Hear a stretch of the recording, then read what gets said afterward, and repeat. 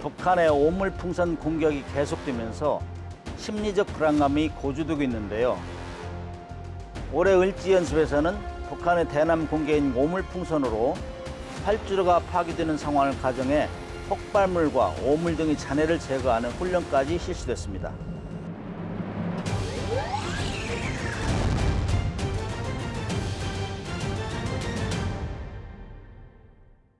안녕하십니까. 넓은 정보의 바다를 잠수함처럼 깊이 들어간다. 군의 모든 것을 전하는 인포메이션 기버 문근식입니다. 북한은 대북전단에 대한 대응으로 오물풍선을 투척하고 있다고 하지만 기상천외한 비대칭 무기 오물풍선은 심리적 불안감을 조성하려는 목적도 분명합니다. 오늘은 북한 오물풍선을 통해 북한의 비군사작전 대남 심리전에 대해 살펴보도록 하겠습니다.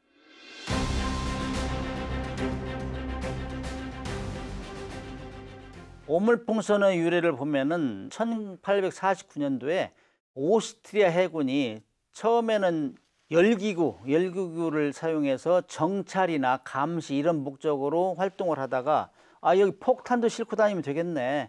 폭탄을 싣고 다녔어요. 아마 이런 아이디어에서 북한도 그동안은 우리가 북한에서 대남 전단하면 삐라라고 했잖아요. 삐라. 옛날에 어렸을 때 삐라 주워다 주면 뭐 상품도 주고 그랬는데 이 삐라가 이제 발전이 돼가지고 최근에 들어서 오물풍선으로 된 거잖아요. 지금이 어느 세상인데 이렇게 거꾸로 가느냐 이런 의견이 많아요. 그러나 북한은 할 수 있는 모든 것을 아이디어만 생기면 바로 집행하는 나라이기 때문에 이 오물풍선에 모든 것을 집어넣어서 이제 거기에는 그것도 소형 이제 공격 무기까지 발전시키지 않나 이런 우려를 하게 됩니다.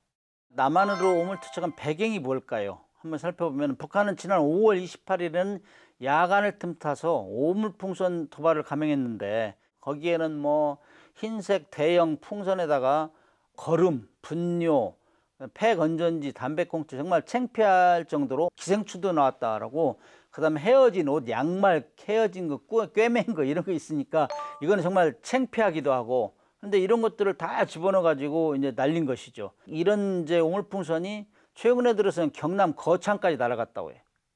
처음에는 남쪽으로 한 260개 정도 날려보냈다고 또 선전을 했어요. 근데 최근 6월 1일에는 2일 날은 720개를 이렇게 날렸다고 그래요. 이거는 왜 그러냐면은 우리가 2024년 5월 10일 날 탈북민들이 대북 전단을 보냈잖아요. 거기에는 이제 김정은 최대 비판하는 거, 그다음에 우리 K-팝, 그다음에 트로트 동영상, 그다음에 USB, 그다음에 남한 영화 보면은 북한에서 동의가 많잖아요. 이런 걸 보내니까 바짝 긴장하거든요. 이런 남한의 한류가 들어가면 북한 사회가 요동하거든요. 젊은 세대가 요동하면은 주의비가 긴장하는 거죠. 그래서 이런 걸 차단하겠다 해가지고 그에 대한 대응으로 이제 보내는 거죠. 야, 우리는 너희들 대북 전단 보내면은 우리는 이제 서서히 남한 사회 전체를 이제 요동시키겠어. 이런 배경이 있는 것 같아요.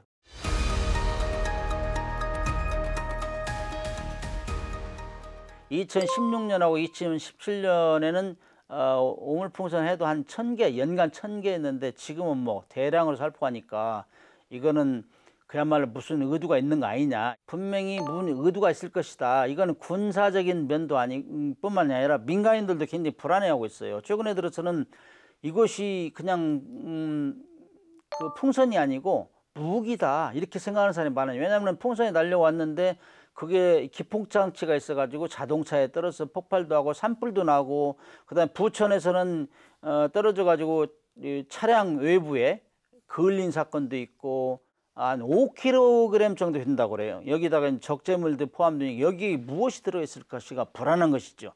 그래서 특히 사람이 많이 왕래하는 이 시장 같은 데 하면은 아수라장이 되겠죠. 그래서 남한 국민들의 심리적 불안감을 조성하고 정부 정책에 대한 불신감을 조성하고 그러니까 이제 이거 날라오면 어떤 사람은 그랬죠. 정부 군은 뭐 하는 거야? 그거 공중에서 총으로 쏴가지고 떠트리면 될 거냐. 그런데 거기에 무엇이 들을지 아무도 모르잖아요. 이게 대응책이 없는 거예요. 매뉴얼 만들라고 지금 정신이 없는데 아무튼 이것이 과거와는 상당히 다른 양상으로 가고 있다. 이런 것들을 보면은 북한이 의도하는 바가 그야말로 우리가 통상적으로 얘기하는 회색지대 전술, 그렇죠. 이 그레이존 택틱 이러는데 이게는 뭐냐면은 검은 것도 아니고 흰색도 아닌 어중간한 거. 그러니까 평화도 아니고 전쟁도 아니고 그야말로 보면은 아무것도 아니야, 위협도 아니야 하는데 실질적으로 어떤 상황이 되면은 전투력이 발휘하는 거죠. 이런 것들을 회색 전술이다 그러는데, 이런 전략을 벌인 것 같아요. 처음에 우리가 대북전단 내려왔을 때 누가 신경 하나 썼습니까? 그러나 이게 여기에다가 뭐 타이머 작동하고 그다음에 거기다가 폭발물 기폭장치 가니까 이제 긴장하는 거죠. 이렇게 하면서 거기다가 탄저균이나 기타 바이러스 이런 거 실으면 어떻게 할까? 굉장히 지금 불안해하고 있는 상황이란 말이죠. 그러면 북한뿐만 아니라 세계적으로 회색지대 전술을 어떻게 적용되었는지 그 사례들을 한번 살펴보겠습니다. 대표적인 사례라고 할 수 있는 거는 북한이 그동안 해왔던 거는 유장평화죠. 한마디로 이제 대화를 하면서 간첩선을 침투시켰던 사례. 그다음에 우리가 월드컵 하면서도 얘네를 위해서는 도발을 했잖아요. 이런 것들. 평화를 간구하면서도 뭐 한쪽으로는 이렇게 이 침투하고 이런 사례. 미국 하원에서는 북한의 대륙간 탄도미사일 시험 발사도 이거 회색지대 전술이다. 계속 시험 발사한다. 이렇게 하면서 실질적으로 그거 대비 안 했을 때 그것이 미국 본토를 공격할 수 있다. 이런 얘기를 한 거죠. 중국도 마찬가지. 중국은 가장 유명한 회색지대 전술이 해상 민병대입니다. 해상 민병대.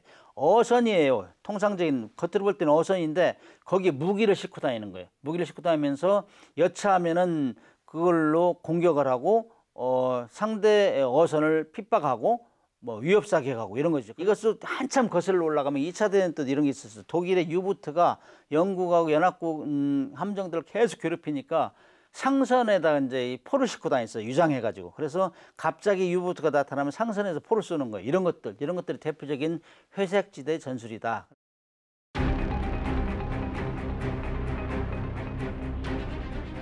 지금은 미미하지만은 이 오물풍선에 여러 가지를 실어가지고 특히 이제 북한이 잘하는 것 중에 하나가 생화학무기거든요. 그거를 거기다 실어서 남한으로 날리면은 이건 상당히 위협이다. 그래서 북한의 생화학무기 수준을 한번 살펴보겠습니다. 이 생물무기는 1960년대부터 북한이 한 10 내지 13종을 개발했다고 그래요. 1980년대에는 이 바이러스균을 배양해 가지고 성공했고 생체 실험까지 완료했다고는 이 뉴스가 있습니다. 이런 것들은 패스트균, 탄저균, 천연두, 콜레라 이런 것들이 굉장히 종류가 많은데 탄저균의 경우에는 치사율이 엄청 높아요. 80% 이상이에요. 탄저균에 쩌면은 이틀 안에 50% 사망한다고 그래요. 굉장히 위협적이죠.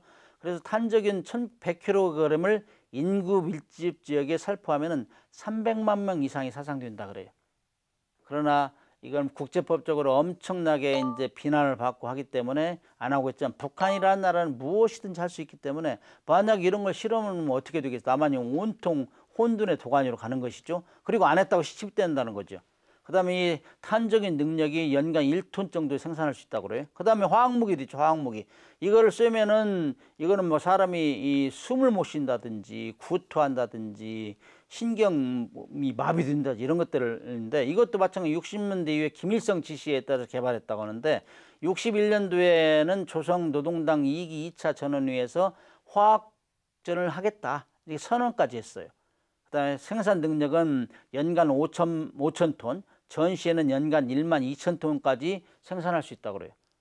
그래서 이 화학무기 수준이 세계 3위라고 합니다. 3위. 북한은 참 못된 거는 굉장히 등수 안에 다 들어요. 과연 이거를 전시에만 활용할 것인지 미량이라도 이 오물풍선에 넣어가지고 남한 쪽으로 날린다. 그러면은 그것도 밤에 투척하고 우리는 모르는 일이다 하면은 시침이 되면은 이건 엄청난 위협이 되죠. 그래서 우리에게 어떤 방향으로 우리가 대응할 것인지 지금 골머리에 설고 있어요. 군에서도 그렇고 이거를 뭐 총으로 바로 격추하자니 그렇고 이걸 어떻게 할까 고민하고 있는데 사실 그래서 이제 오물풍선에 대한 대응으로 1차적으로 한 게 대북 확성기 방송입니다.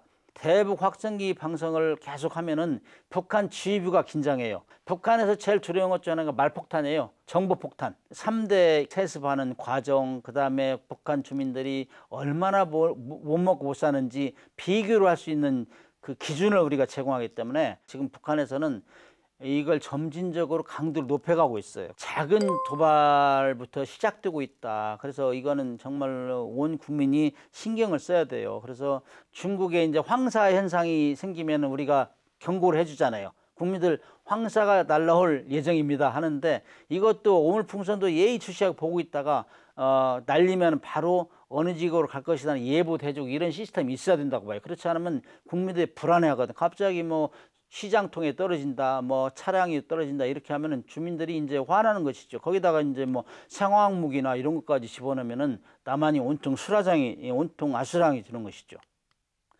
지난해 중순까지 최신 무기체계, 전술핵 역량을 과시하는 데 집중했던 북한은 하반기부터 대한민국을 직접 겨냥한 군사도발을 감행하는 분위기입니다. 북한은 향후에도 기존의 미사일 도발과 함께 회색지대 전술을 병행할 것으로 보이는데요. 이러한 북한의 변칙적 도발에 대한 분명한 대응책을 마련하고 고민을 하고 또 대비해야 될 때라고 생각합니다.